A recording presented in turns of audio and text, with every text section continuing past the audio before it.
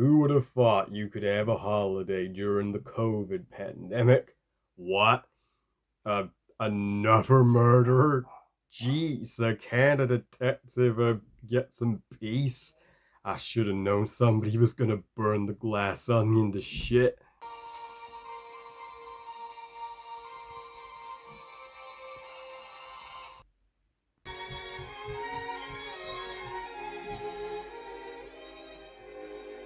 Mona Lisa, Mona Lisa, men have named you.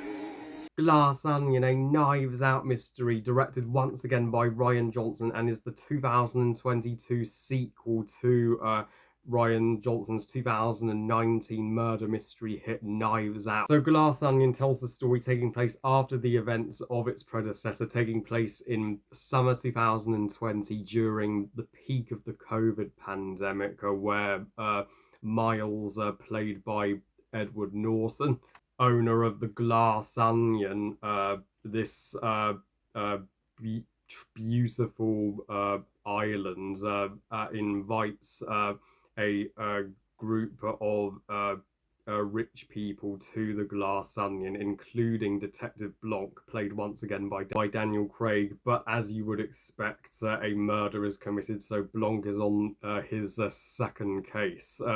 Now, Rian Johnson, to me, is a pretty underrated and intelligent filmmaker, even though the Star Wars fans have so much disregard for him for The Last Jedi. I mean, while The Last Jedi is my least favourite of the Star Wars sequel trilogy, I can't bring myself to dislike that movie. I still enjoy it. It was a quite an event to see on the big screen back in December 2017, admittedly.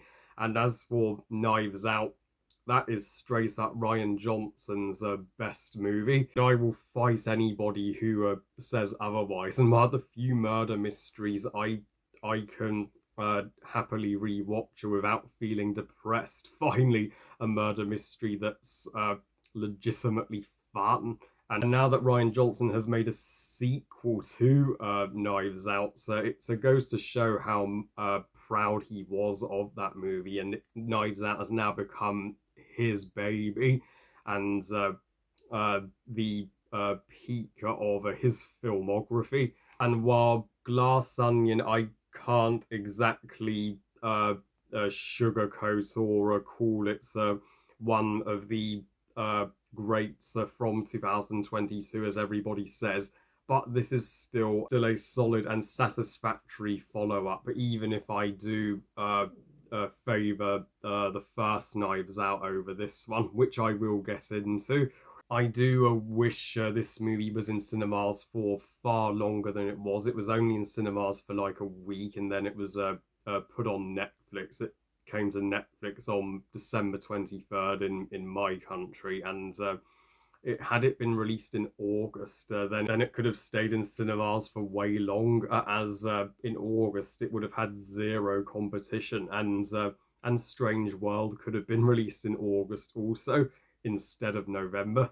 But Glass Onion does have one thing over its predecessor. The location itself is fancier looking and more eye pleasing. I mean, the Glass Onion itself is gloriously designed, and that's why I think Glass Onion would have been more fitting as a summer blockbuster rather than a winter blockbuster, because, well, the first Knives Out was very much winter vibes in that manor house, whereas Glass Onion, taking place on this, European island, that's you would take a summer holiday to, looking similar to Croatia. I mean, it made me miss my summer holidays in Europe.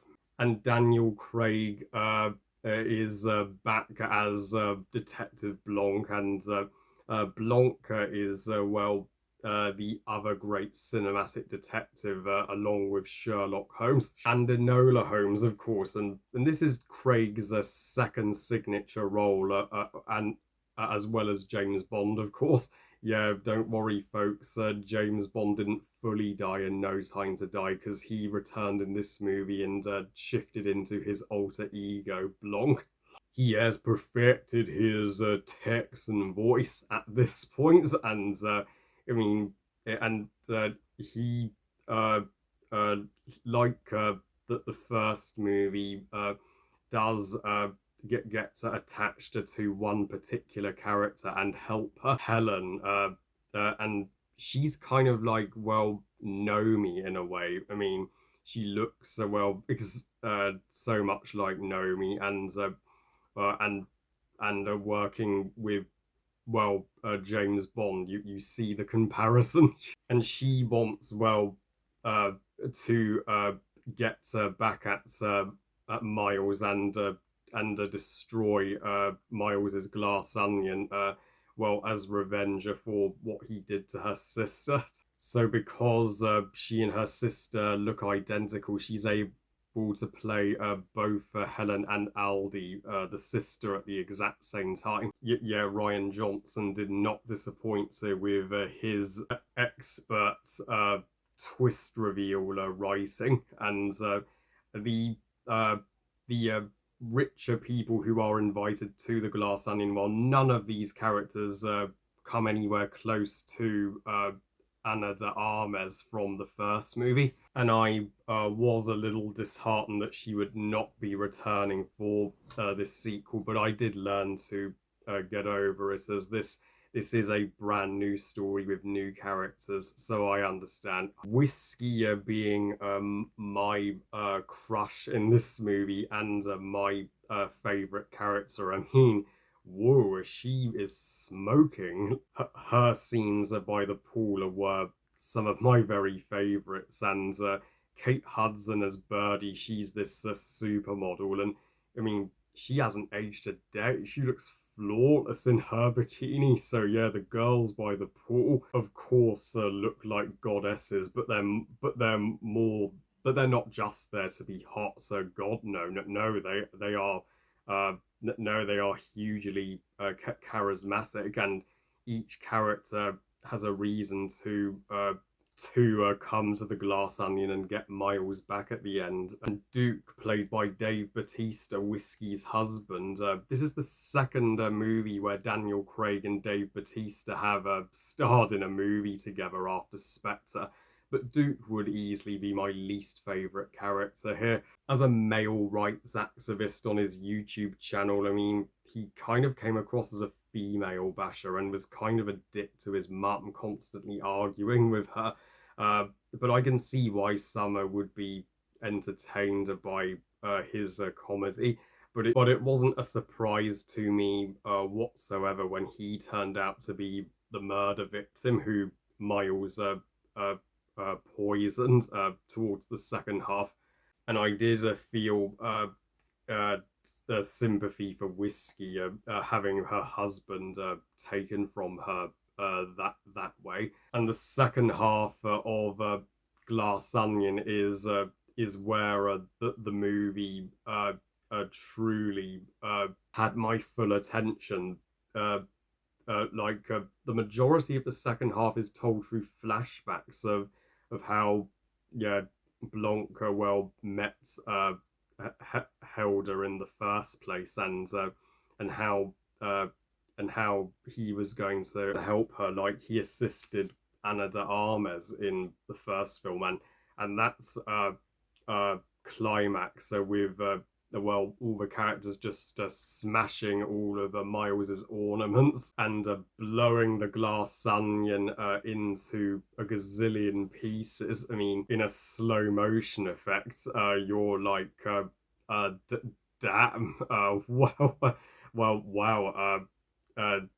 Miles couldn't have had a more satisfying comeuppance. Though I do think the first half of Glass Onion does have an obvious pacing problem. It takes too long to get to the actual murder mystery part of the story.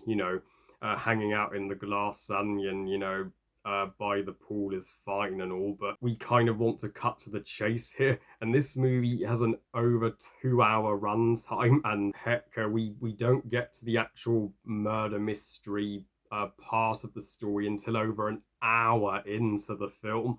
So the first Knives Out beats Glass Onion for pacing, hands down. And Miles as the overall villain, I mean, nothing wrong with Edward Norton's performance. Well, he's just not he's not quite villain material as much as Chris Evans' villain was from the first film. But on the whole, if you loved the first Knives Out, so you will still get a lot out of Glass Onion, and I'm always up for a new case with Detective Blanc. I give Glass Onion a Knives Out mystery. 3 stars out of 5. Good movie. So yeah, let's keep our fingers crossed that's a Knives Out 3, which will most likely come in 2025, as Glass Onion did release 3 years after the first. Could be Rian Johnson's greatest movie, as well as the uh, number 1 of the Knives Out trilogy. Well, I love you guys. Thank you for watching. Hope you guys enjoyed this review. What are your thoughts on Glass Onion? Do you like the first Knives Out or Glass Onion better? I'm sure there'll be a discussion going there in the comment section. Please comment and let me know. Please like this video and subscribe. Please follow on Twitter and on Instagram. And I'll see you all next time when I review Del Toro's Pinocchio. Part 4 of the Quarry playthrough still to come, and my review of Barbie and the Nutcracker. And remember, movies are us. Bye, guys.